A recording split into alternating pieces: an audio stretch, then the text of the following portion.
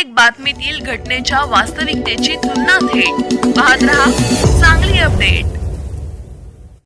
म्हणजे सुप्रमा उद्या नागपूर येथे कॅबिनेट बैठक होती, कॅबिनेट मीटिंग आहे। त्या मीटिंगमध्ये याला मान्यता मिळेल। उद्याचा दिवस हा अतिशय महत्त्वाचा दिवस सांगली जिल्ह्याच्या आणि सातारा जिल्ह्याच्या दृष्टिकोनातून आहे। 8 TMC पाणी आणि जवळजवळ 1.25 लाख हेक्टरवर चालणारी ही टेंबू योजना, ही योजना पूर्णत्वाला जाते आणि आपल्या जिल्ह्यातल्या दुष्काळी तालुक्याला वरदान ठरणारी ही योजना निश्चितपणानं लवकरात लवकर पूर्ण होऊन शेतकऱ्यांच्या जीवनामध्ये पुन्हा पाणी हे परिवर्तन करेल, समृद्धी आणेल, ही भूमिका या निमित्ताने मी व्यक्त करतो।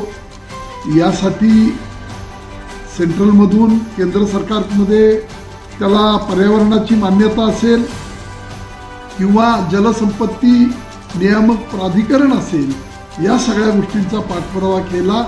यामध्ये सगळ्यांनी आपल्याला मदत केली। राज्याचे मुख्यमंत्री आणि दोन्ही उपमुख्यमंत्री आमचे नेते देवेंद्र भाऊही आहेत, यामध्ये त्यांचं मोठं आपल्याला योगदान लाभलेलं आहे।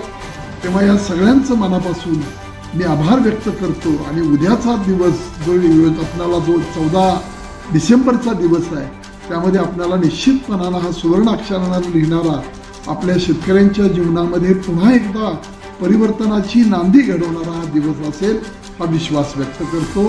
आणि या सगळ्यांचे ज्यांनी अधिकारी असतील, राजकीय नेते असतील, त्या सगळ्यांचं मनापासून मी या निमित्तानं जिल्ह्याच्या वतीनं आभार व्यक्त करतो।